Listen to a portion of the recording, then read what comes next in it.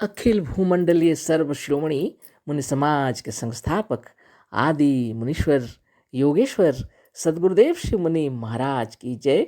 उपस्थित मुनि वृंद, साधु सज्जन वृंद, संत वृंद, साधक वृंद, आध्यात्म ज्ञान के जिज्ञासु और प्रेमियों, सभी श्रोता वृंद, आप सबको मेरा कोटिशः नमन, सप्रेम जय जीव।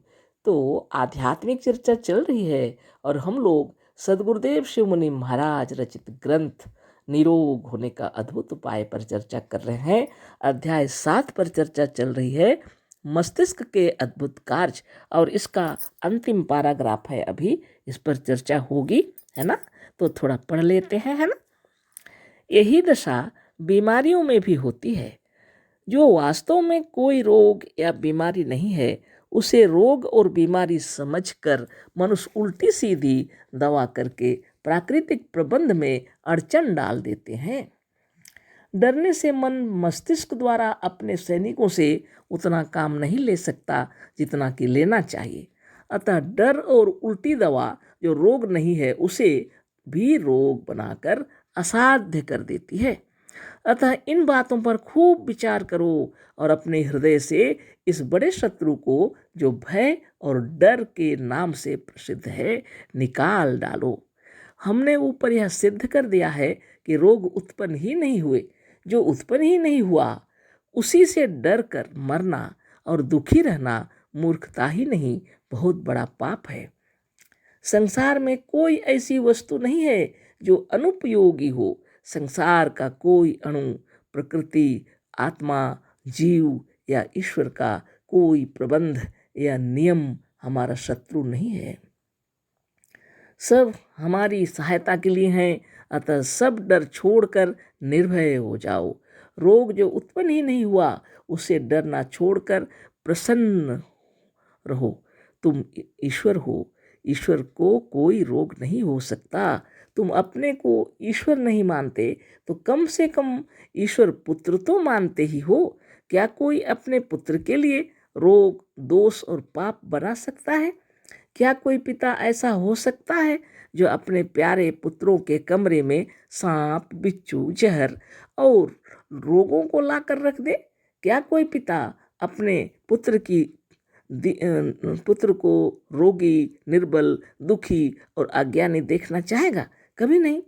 यदि साधारण पिता ऐसा नहीं करते तो जगत पिता, दीन दयालु, दया सागर, कृपा सिंधु भगवान क्या अपने पुत्रों के रहने के स्थान में ऐसी वस्तु बनाकर रख सकते हैं जो उसके पुत्रों के लिए दुखदाई, कंटक और अनुपयोगी हो?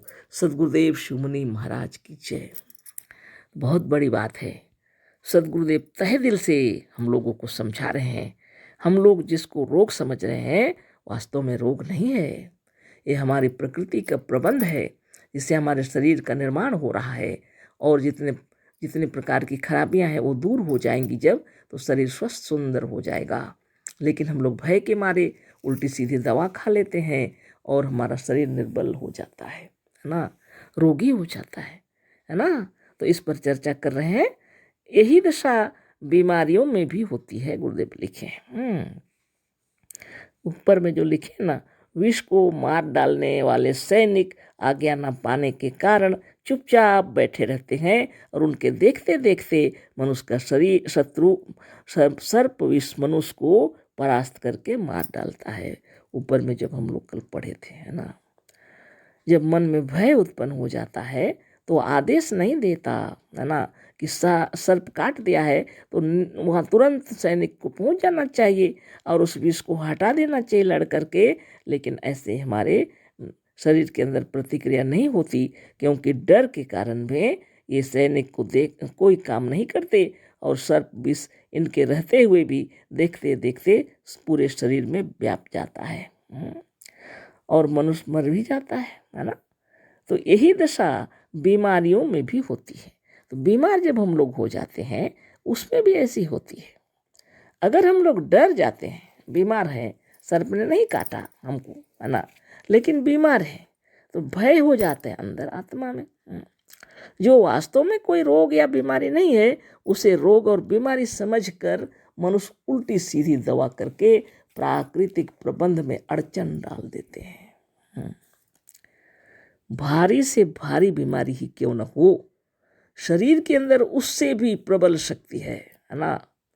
हर बीमारी को परास्त करने की शक्ति है, लेकिन भय के कारण हम लोग उस बीमारी को परास्त नहीं कर सकते हैं और उल्टी सीधी दवा करके प्राकृतिक प्रबंध में अड़चन डाल देते हैं। डरने से मन मस्तिष्क द्वारा अपने सैनिकों से उतना काम नहीं ले सकता जितना लेना चाहिए। जब भय हो जाता है मस्तिष्क के अंदर, तो सैनिकों से उतना काम हम लोग नहीं ले सकते, क्योंकि कुछ सैनिक हैं वो काम नहीं करते, डर जाते हैं। अतः डर और उल्टी दवा जो रोग नहीं है उसे भी रोग बनाकर असाध्य कर देती है ना। कोई भी रोग जो रोग नहीं है, दवाई खाने के कारण वो प्राकृतिक जो कार्य चल रहा था, प्रबंध था, उसमें अड़चन हो जाने के कारण बीमारी और भयानक रूप ले लेती है। अतः इन बातों पर खूब विचार करो और अपने हृदय से इस बड़े शत्रु को जो भय और डर के नाम से प्रसिद्ध है निकाल डालो।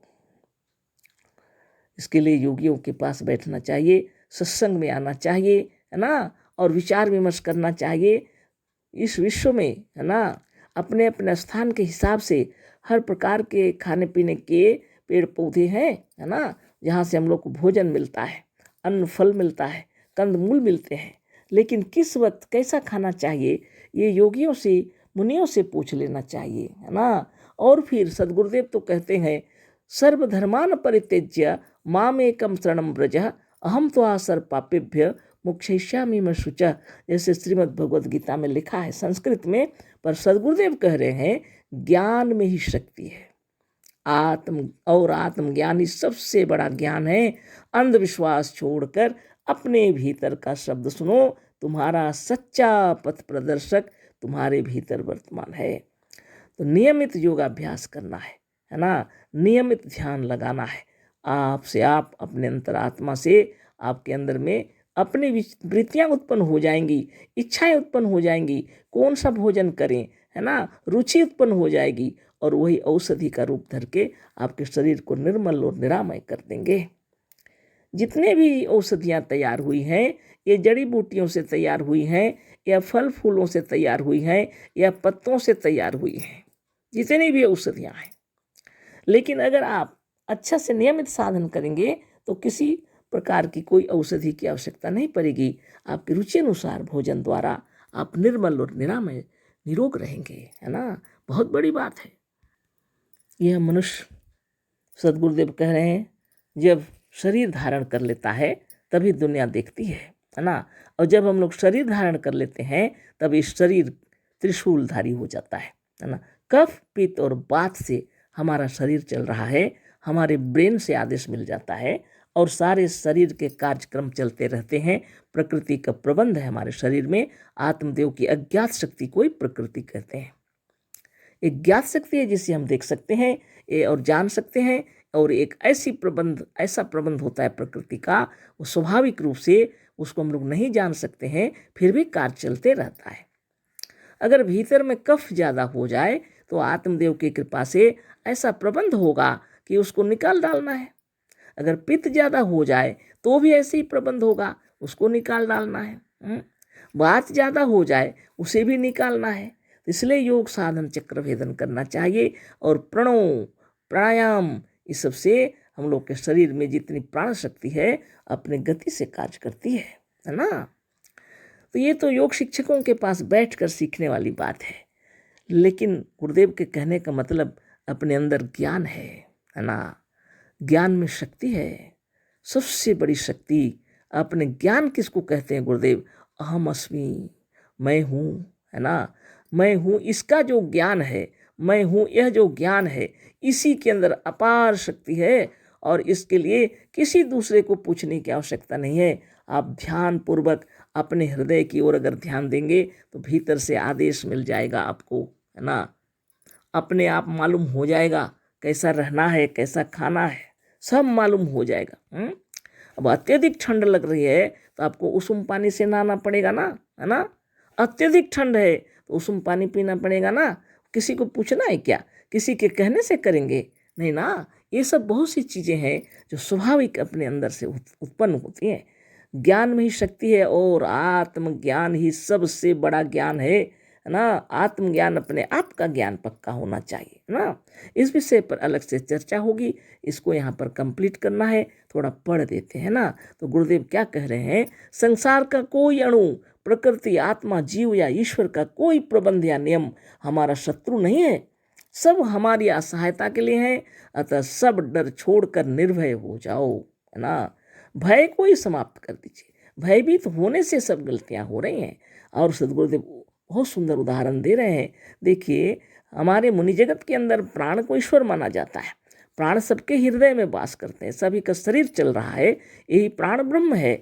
लेकिन इसको बहुत लोग नहीं समझते, तो ईश्वर के विरुद्ध चल रहे हैं, सोचते हैं। तो गुरुदेव कह रहे हैं, तुम अपने को ईश्वर नहीं मानते तो कम से कम ईश्वर पुत्र तो मानते ही हो। अगर तुम स्वयं को ईश्वर नहीं मानते, अगर दीक्षा नहीं लिए हैं, समझ में नहीं आ रहा, तो ईश्वर का पुत्र तो मानते ही हो, है ना।